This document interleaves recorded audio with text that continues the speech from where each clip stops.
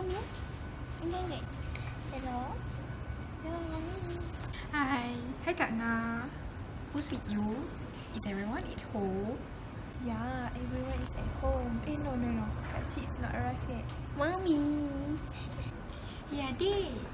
What you doing? Adik is doing the assignment. Oh, Mommy, how are you? I'm fine. Sehat, Alhamdulillah. How about you? Yeah, we all doing fine. Kak Nga, I just want to let you know I'll be going to Europe by the end of this month. Oh yeah? You want to go to Europe? Mama want to go to Europe? End of this month. So how many days you will be there, Mommy? For 2 weeks. For 2 weeks. With who? With who? Of course, with my friends. Mastermind the gang. Oh yeah, me. And just now, Kak Cik just get back from work. Do you want to talk to her? Oh yeah? Yes, I want to talk to her. Mommy's calling. Oh, Mommy. Hi Kak Cik. Hello. Hello, Mommy. How's your day today? I'm fine. Sehat, Alhamdulillah. I see. Do you still remember I have told you before I want to go to Europe? Where will you get back? I'll be there for 2 weeks. Okay. Kak Cik, can I talk to Adik? Huh? Oh, you want to talk to adik? Okay. Yeah. Hello, Mommy. Hello Adik. Hi. Mommy, I want to go to Europe too. Take me there, please. Oh, you want to follow me? Don't you have a lot of assignments to be done? No, I have a lot of assignment to do.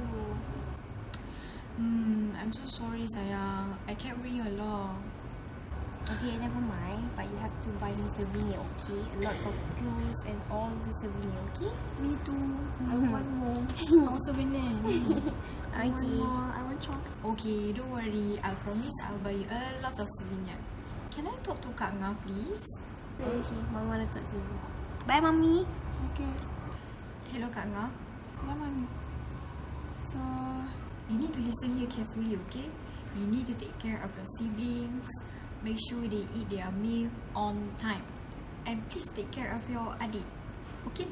Make sure her assignments is everything done. yeah. Okay, I will. So, Mommy, take care there. Don't have too much fun. I know how to take care of myself. You guys need to take care of yourself, okay? And remember, you stay your daughter here. Don't forget our souvenir, okay? Oh, souvenirs, don't worry sayang. I'll buy everything you want. Just tell me what you want. Okay? Alright, have fun. Bye, Bye. Mommy. Okay, bye. Alright, bye. Assalamualaikum. Waalaikumsalam.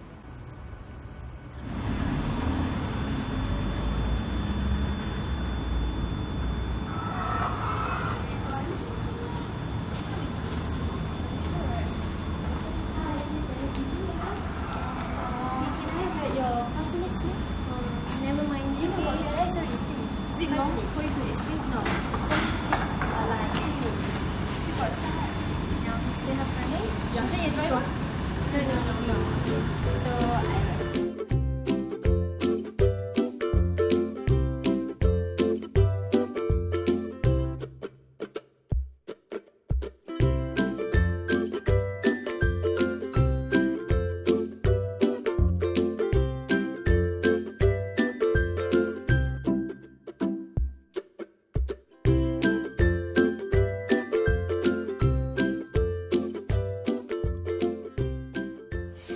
everyone, so today I want to explain to you about retirement. So, retirement means withdrawal from a regular occupation, and normally the word is associated with age, which means when you have work and you stop working because you have reached a certain limit of age.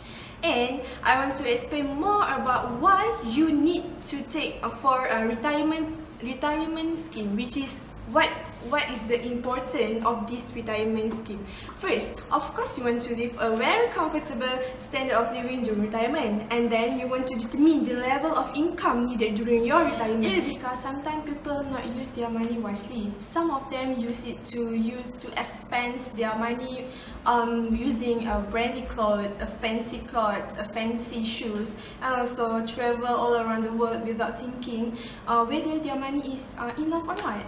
So I think you should take this retirement scheme. Okay, there are steps to be followed in projecting the retirement needs. There are 4 steps, which is to estimate household expenditure during retirement, to estimate income during retirement, to estimate the inflation factor, and also to estimate the funding for certain shortfalls. EPF. Do you guys know about EPF? EPF is also known as Kumpulan Wang Simpanan Pekerja, which is KWSP, and it is also a national social security organization operating to a provident fund. And out of 23%, 11% will come from an employee, another 12% will come from an employer, which is from the company itself. And next, EPF also provides retirement benefits for members by managing the members' savings. EPF is divided into 2 accounts, which is the first account is account 1, and 87% of the monthly contributions will be credited into this account. Savings in this account is meant to be used for your retirement, and it cannot be fully withdrawn before you reach your age of 55 years old and become incapacitated, leave the country, or die. Your payment will be made out to your nominee. Next, it's second account, and it is called as account 2, which is it is only 30% of the monthly contributions are credited into this account. The purpose is to help members to make early preparations for a comfortable retirement, and withdrawals are allowed for the purpose of first, attaining the age of 50 years, owning a house, settling the balance of members' housing loan, financing education for members and that of members' children, and also medical expenses for members and that of members' children. EPF members' responsibility. First, a member of EPF must check whether his or her contribution and make verification with the EPF if it is correct or not correct. Next, a member must always update and notify EPF of any changes of their address. Next, a member must remain alert and ensure that the employer deducts the employee's salary and remits the contribution to EPF. And lastly, to notify the EPF the name of the beneficiaries and also the changes regarding that. There are 2 types of EPF deduction, which is there are things that are subtracted to deductions, and also there are things that are not subtracted to deductions. First, subtracted to deductions is like we know, wages received daily, weekly, monthly, and such things, and wages in lieu of notice termination of employment, payment for unutilized leave, bonuses, commissions, areas of wages, and wages for maternity leave. Things are not subtracted to the EPF deductions. First is service charges, overtime payments, gratuities, retirement benefits, retrenchments, temporary and layoff, any travelling allowances, or the value of any travelling commissions. There are a few conditions in order you to purchase and build a house using EPF money, which are: the first one is to buy a residential house or shop lot with a residential unit, or in other words, it is a SOHO unit. Next, the purchase of the house is financed by a housing loan that licensed insurance companies. Other than that, and the date of the sale and purchase agreement is not more than 3 years from the time of the member's application is received by the EPF. Next, the member must be one who has never made housing withdrawal before. Other than that, a member who wants to buy a house which has been acquired from a rental with a view of purchase agreement from a party authorized by the EPF. And lastly, a member has bought a land and built a house on the same land simultaneously. And that are the first type of withdrawals. The second one is the death withdrawal scheme, which is the persons nominated by the deceased and to be paid according to the percentage that are allocated. And if there is no nomination and the deceased is married, then the executor or administrator appointed, member's spouse, member's children or guardians, and anyone who is deemed acceptable by the EPF. Next, If the deceased is single, the administrator or appointed executor, member's parents, and anyone who is deemed acceptable by the EPF. And next, education withdrawals. Education withdrawals is divided into 3 types, which is the first one is study programs allowed, local institutions of higher learning, professional courses, and vocational or skill-based courses. And next, education levels allowed, which is a member or member's child must undertake a course at the diploma, advanced diploma, bachelor's degrees, master's degrees, doctor of philosophy or equivalent level. And last one is withdrawal eligibility, where a member can withdraw the amount of tuition fees or all of the members' account to savings or whichever is lower. And next, withdrawal can also be made to fully settle tuition fees which have not been paid to the Institute of Higher Learning. And next is investment. You can withdraw your money from account 1. This withdrawals allows members who have savings of at least 5,000 more than the basic savings amount required in account 1 to invest part of this savings through external fund managers appointed by the Ministry of Finance. Investment can be made at the intervals of 3 months from the date of the last transfer, subject to availability of the required balance in account 1. A member is required to return all the invested amount to the EPF, including the gains, when a member decides to sell his or her investment units. The amount returned to the EPF will be credited back to his or her account 1. A member is not allowed to withdraw any amount from his investment with the external fund manager. The amount that you can withdraw is 20% from your saving in excess of your basic saving in your account 1. And the minimum amount for investment withdrawal is 1,000. The maximum amount cannot exceed 20% of the saving amount. Next, you can also withdraw for the purpose of leaving the country. A member who is a Malaysian citizen can withdraw all his savings if he decides to leave the nation for good.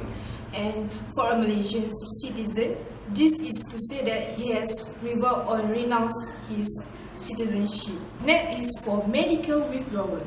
You are eligible to withdraw to pay the medical expenses for a treatment of critical illness approved by the EPF board. A member and his/her members' family members are covered under this withdrawal. The medical reports, bills and receipt must not exceeding 1 year from the date of the withdrawal application to submitted, and bills and receipt must be in the name of the patient and the applicant. A member can also make a joint withdrawal with other family members to cover the required medical expenses. A member is not eligible to apply if the illness is other than those stated in the approved critical illness list. The cost of medical treatment is fully covered by the employer or the employee of any of the family members. Next is, if you are a pensionable employee, you can withdraw your EPF contribution plus dividends, and you can withdraw only once in a time.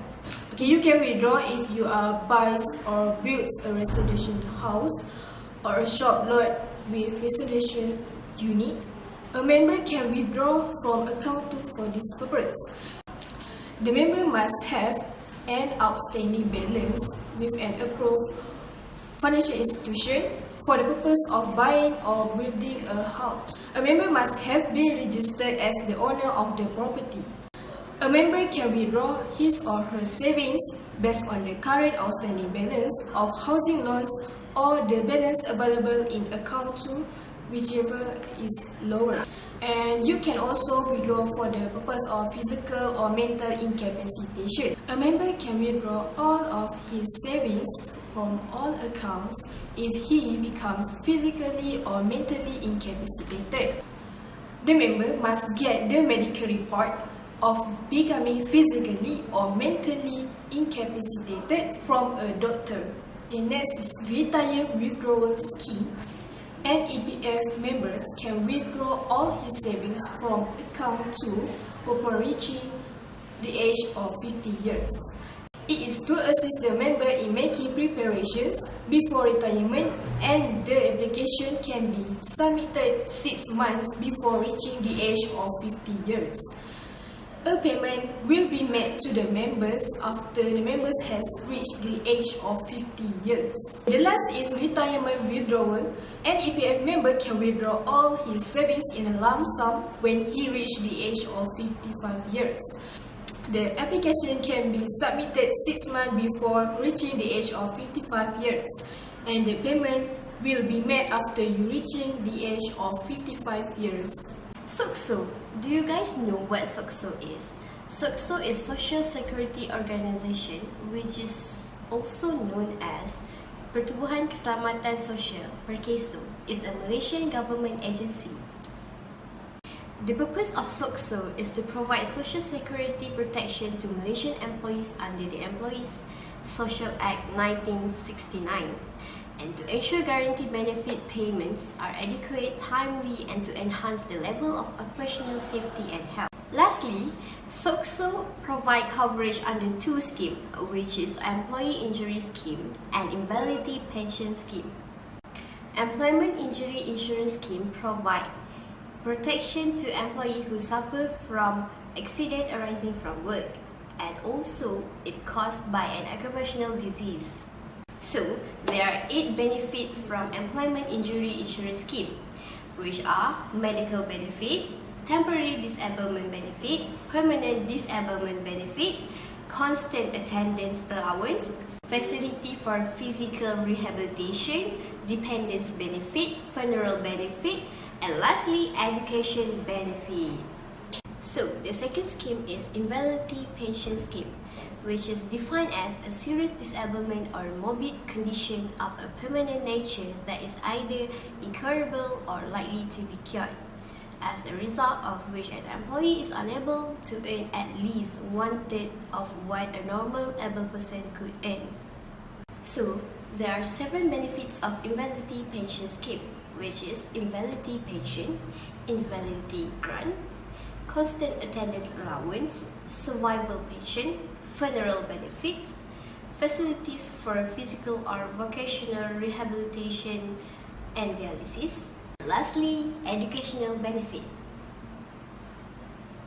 Okay, so there are 5% who do not eligible for SOCSO, which are government servant, foreign employers, self-employed person, sole proprietor and partnership, and lastly, domestic servant or spouse. So, I'll explain to you what is function of SOCSO. First, registration of employers and employees. Second, collection of contribution from employers and employee. Third, payment of benefit to workers and or their dependents when tragedy strike. And fourth is provision of physical and vocational rehabilitation benefits, and lastly, promotion of awareness of occupational safety and health. Pension. What does you know about pension? Pension plan is a product by insurance or mutual fund companies with inbuilt features of accumulation and distribution. As the word pension is always related to the retirement, that always excites an investor that offer retirement. He or she will be entitled to a secure lifelong pension. Pension means annuity. What does annuity mean? For example, it is a fixed amount that he or she will be received every month or every year. Pension comes in 3 variants, which is ULIP, endowment, or pension plan. To attract more and more investors, this product comes up with various features on distribution of pension, like person to self or spouse, whosoever be the one be receiving the pension with return of the purchase price after years. ULIP is a unit-linked insurance plan. It's a product offered by insurance companies that, unlike a pure insurance policies, give investor both insurance and investment, a single integrated plan. An investment policy is a life insurance contract designed to pay a lump sum after a specific term on its maturity date. For example, if you invest more than 10 years, 15 years or 20 years, then it is your maturity date. What are the roles roles of the pension scheme? Well, there are so many roles of them. Firstly is formulating and monitoring of the implementation of the policies regarding to the retirement and the retirement benefits.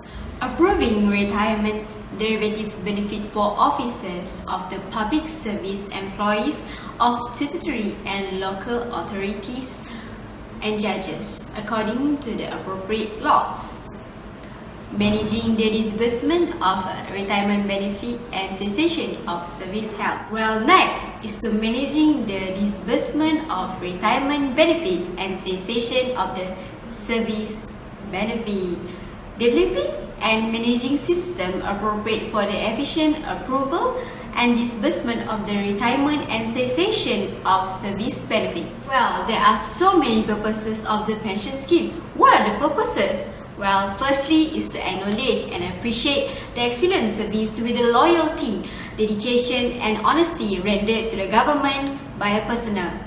Well, next, as a bondage for personnel to retain their service with the government. Well, besides that is to provide the life subsistence for the dependents of personnel who have passed on during the term of service with the government or after their retirement. Last but not least is to develop a form of compensation scheme for personnel who are required to retire or pass away due to an injury or contracted a disease because of exposure to have in the course of carrying out his or her duties. Well, next, there are so many types of pension. Well, firstly is compulsory pension under Section 10 Act 227 and 239. Compulsory retirement of the insurance of the government under Section 11 Act 227-239.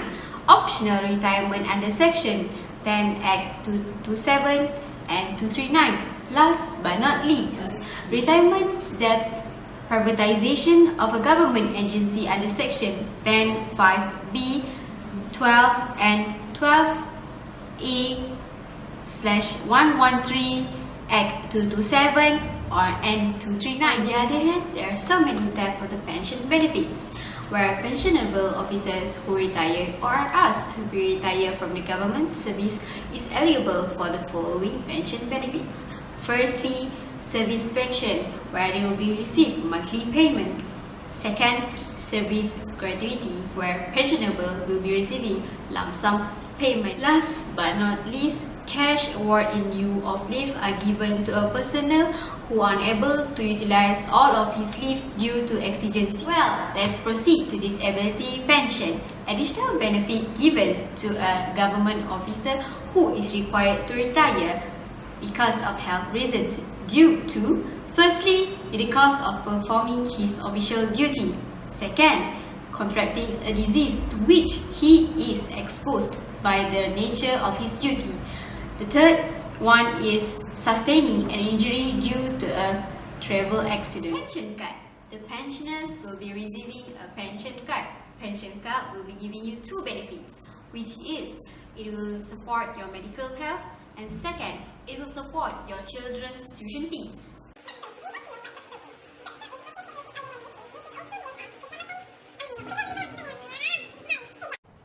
What is Soksu? Hello everyone, so today I want to explain to you about retirement. Retirement Means withdrawal from a regular occupation. Out of 23%, 11% in this account is meant in order you to purchase or building a house using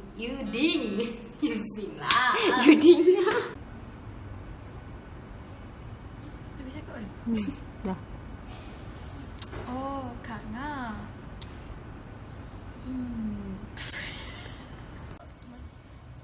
Mami. Maafkan tidak maafkan apa.